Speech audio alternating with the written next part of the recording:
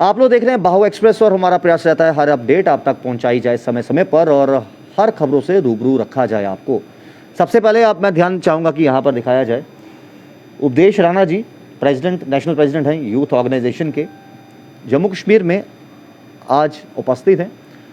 हालांकि इनके बारे में जितना बताया जाए उतना कम है। तमाम ट्विटर हैंडल्स, सोशल साइट्स वो खुद ही इनकी कहानी बयां करती है। मेरठ के रहने वाले हैं, पिछले 6 साल से गुजरात में हैं और आज जम्मू कश्मीर में हैं।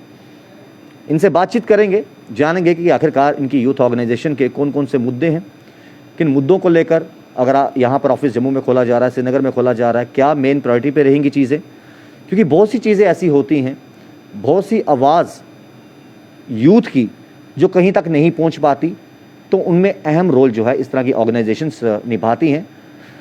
उपदेश राणा जी, आपका बहुत बहुत स्वागत है मंदिरों के शहर जम्मू में। और क्या मेन मोटिव, क्या मेन मकसद आपके यूथ ऑर्गेनाइजेशन का है, किन किन चीज़ों को फोकस किया जाएगा। हालांकि आप सामाजिक कार्यों में लीन रहते हैं, कोविड के दौरान भी आपने कई परिवारों की मदद की और उम्मीद ये भी है कि आगे भी आने वाले समय में तमाम लोगों के काम आओगे। मेन मोटिव क्या है जम्मू कश्मीर में आपका कदम रखने का और ये ऑर्गेनाइजेशन को फैलाने का? सर्वप्रथम आपका बहुत बहुत धन्यवाद, आपकी समस्त टीम का धन्यवाद मैं करता हूँ। देखिए, हमारा जो एनजीओ है पिछले 3-4 वर्ष से पूरे देश में काम कर रहा है। जम्मू कश्मीर में मैं जुड़ा करीब 6-7 वर्ष से हूँ, कंटिन्यू मैं आता हूँ यहाँ पर। तो यहाँ के जो साथी सोशल साइट के माध्यम से जुड़े हुए हैं, उनका ये कहना था कि एक एनजीओ का ऑफिस यहाँ पर भी अपना हो। तो इसी वजह से आज हमने जम्मू में शुभारंभ किया है। नेक्स्ट मंथ हम कश्मीर में जा रहे हैं, वहाँ भी शुभारंभ करेंगे। और रही बात मोटिव की, देखिए पब्लिक सर्विस हम करते हैं जितना हमसे हो सकता है जी। जो मजबूर लोग हैं, जिनकी आवाज़ ऊपर नहीं आती, उसको भी उठाने का काम करते हैं जी। और जो दूसरे किस्म के लोग हैं, जो एक तरीके से आताताई होते हैं, किसी पर कोई टिप्पणी कर देते हैं, अपनी मनमानी करते हैं, तो उनको भी जवाब देने का, मतलब एक्शन का रिएक्शन, वो भी काम करते हैं। एक वीडियो आपकी काफ़ी वायरल हुई थी जिसमें बहुत से लोगों ने देखा कि एक युवती हैं, वो किस तरीके से एक मानसिक स्थिति से थोड़ा कमज़ोर फील होती हैं, उनके साथ जो कुछ बीतती है, जो हरासमेंट वो फील करती हैं, और रातों रात एक पब्लिक फिगर की तरह आप सामने आए और उन्हें आपने आवाज़ सोशल मीडिया के माध्यम से उजागर की कि ये जो चीज़ें हुई हैं गलत हुई हैं और जो भी लोग इसके पीछे कसूरवार हैं उनको बख्शा नहीं जाएगा। बिल्कुल, आपने आज मेरे ख्याल से 3 वर्ष पहले पुरानी यादें ताज़ा कर दी जी। वो चंडीगढ़ से एक लड़की थी, उसने मुझे कांटेक्ट किया। उसके साथ जो गलत हुआ, वो श्रीनगर का एक लड़का रहने वाला था, उसने बहुत गलत किया, इतना गलत किया कि मैं आपके कैमरे पर बता नहीं पाऊंगा। तो उसने वो अपनी पूरी कहानी इसमें बताई थी। उसको करीब 100 मिलियन लोगों ने देखा भी था, और सिर्फ ना देखा था, मैं उसकी तह तक पहुंचा, मुझे श्रीनगर भी आना पड़ा। और जिसमें दोषी थे, जो लोग इसमें इन्वॉल्व थे, उनको सज़ा दिलाने का भी मैं काम उस केस में किया। कितना चैलेंजिंग था उस समय पे आपका, क्योंकि एक ऐसे जगह से आना, हालांकि जम्मू कश्मीर का जब भी जिक्र होता है हिंदुस्तान में, तो कुछ ना कुछ एक अलग सी धारणाएं लोग बनाकर बैठे होते हैं, ना जाने वहाँ पर आतंकवाद कितना है, ना जाने वहाँ पर, तो ये जो धारणाएं कुछ लोगों की बनी हुई हैं वहाँ पर, इन सब धारणाओं के बीच में रहकर वो जो एक लड़की को इंसाफ दिलाने की जो आपकी ललक थी, वो आपको श्रीनगर लेकर आई, कितना चैलेंजिंग था उस टाइम पे?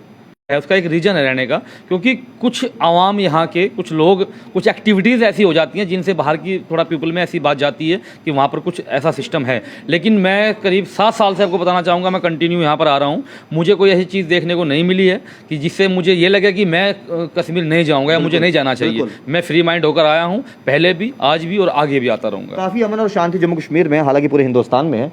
उपदेश राणा जी, अगर बात करें, जब भी कोई ऑर्गेनाइजेशन समाज सेवा का काम करती है या लोगों का भले का काम जिस तरीके से हम कहते हैं करती है, तो उनके साथ एक टैग जुड़ जाता है। कोई ना कोई इसको पार्टी स्पॉन्सर्ड कर रही है, चाहे ऑपोजिशन की पार्टी हो, चाहे रूलिंग पार्टी हो। क्या इस तरह के टैग भी आपको जीवन काल में मतलब जुड़े हैं आपके साथ, कि लोगों ने कहा हो अरे ये तो बीजेपी स्पॉन्सर्ड है, अरे ये तो कांग्रेस स्पॉन्सर्ड है, अरे ये तो वो पार्टी का स्पॉन्सर्ड है? क्या ये टैग भी आपको सुनने पड़े? देखिए, लोग सवाल करते हैं, लोगों की धारणाएं होती हैं, लेकिन मैं आपके बारे में आपको मैं बता दूं इस बारे में कि आप रिसर्च कर लीजिएगा। पिछले 7 वर्षों में हमें किसी ने कोई टैग नहीं दिया, ना हमने अपने आप को इतना कमज़ोर बनाया कि हमें आप पर कोई टैग लगा दे। क्योंकि अगर टैग लगवाने से अच्छा है कि उनके अंदर रहकर काम किया जाए। तो हमने कभी ये मतलब अपना सिर्फ फोकस अपने देश पर किया है, धर्म पर किया है, राष्ट्र पर किया है। हमें कोई कुछ भी बोलता रहे कि इसने स्पॉन्सर किया, उसने किया, उन चीज़ों पर हम ध्यान भी नहीं देते। उपदेश जी, काफ़ी मज़ा आ रहा है आपसे बातचीत कर रहे हैं, क्योंकि आप बिल्कुल स्ट्रेट फॉरवर्ड हो, घुमा फिरा के आप बात करना नहीं जानते, बिल्कुल सीधे डंके की चोट पे बात करते हो। जब स्टेट बदलती हैं, शहर बदलते हैं, यूटी बदलती है, एक जगह से दूसरी जगह जाते हो तो संस्कृति बदलती है, भाषा बदलती है, लेकिन लोग, इंसान, इंसानियत वही रहती है।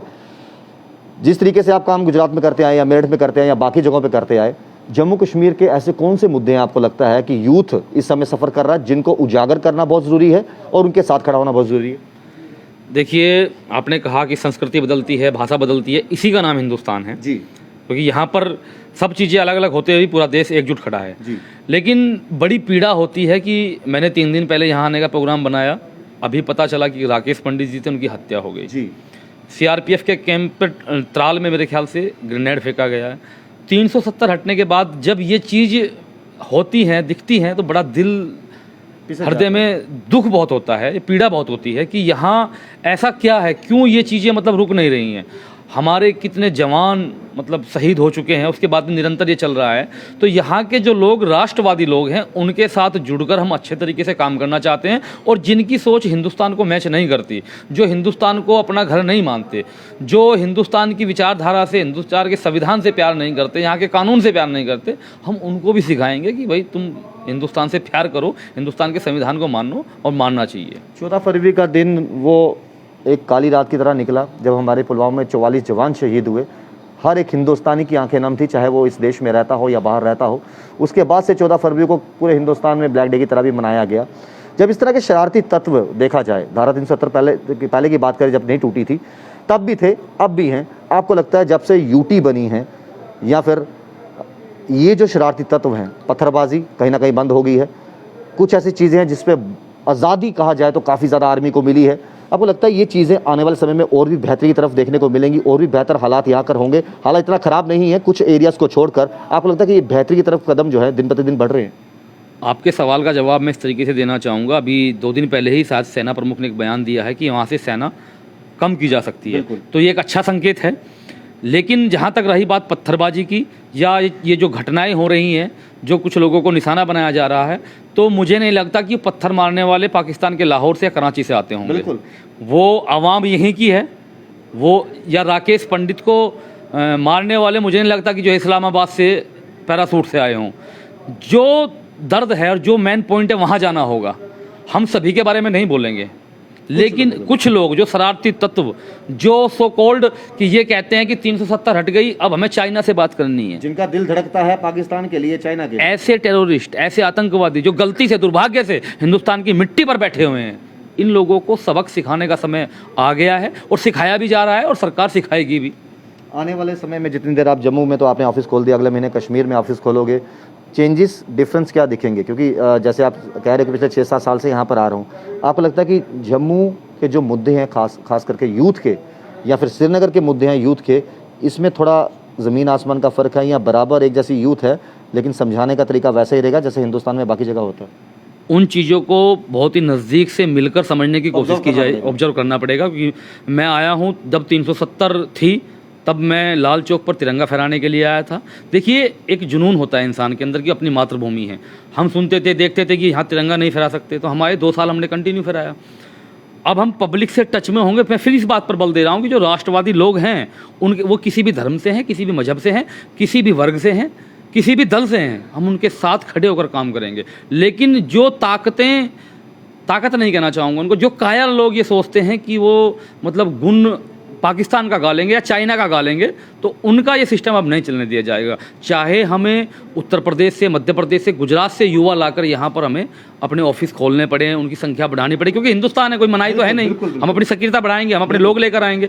हमारा मोटिव यही है कि यहाँ के जो राष्ट्रवादी लोग हैं उनके साथ हम खड़े रहें, और लोगों के मन से, अच्छे लोगों के मन से, राष्ट्रवादी लोगों के मन से वो भय निकल जाए कि हम कश्मीर में नहीं रह सकते, हम कश्मीर में नहीं जा सकते। सिर्फ यही हमारा करने का एक मोटिव है। एक आखिरी सवाल आपसे, आपकी ऑर्गेनाइजेशन की बात करें, ज़्यादातर यूथ को लेकर किस पे फोकस रहेगा? मतलब जिस तरीके से आपने कई ऐसी लड़कियां हैं जो हरासमेंट की शिकार हुई हैं, वो आपके पास आई भी, आपने उनके केस देखे भी बारीकी से, और जो जिनको सजा दिलानी थी उनको सजा दिलाई भी। मेन किन किन चीज़ों को लेकर जो है जम्मू कश्मीर में आप काम करने वाले हैं, आपकी ऑर्गेनाइजेशन काम करने वाली है? देखिए, मैं आपके चैनल के माध्यम से इतना ही कहना चाहूँगा, हमारे पास जो भी मामले आएँ, वो मामला लव जिहाद से भी हो सकता है, बिल्कुल। वो अनएम्प्लॉयमेंट से भी हो सकता है, वो एजुकेशन से भी हो सकता है, कोई ठगी का शिकार भी हो सकता है। कुछ भी हो सकता है, वो गरीबी का भी हो सकता है। तो ऐसा नहीं है कि मैं केवल सारे मामले केवल लव जिहाद के ही उठाता हूँ। कोई गरीब परेशान है, आप मेरा अकाउंट चेक कर लीजिए, पिछले वर्ष कोरोना टाइम में हमने कितने लोगों की मदद की।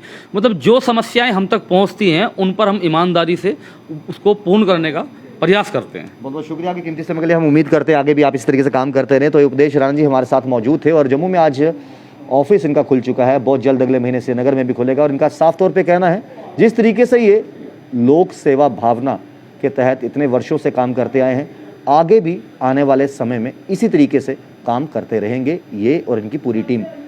जुड़े एक्सेस के साथ श्याम जी साथ राहुल खत्री, बाहु एक्सेस।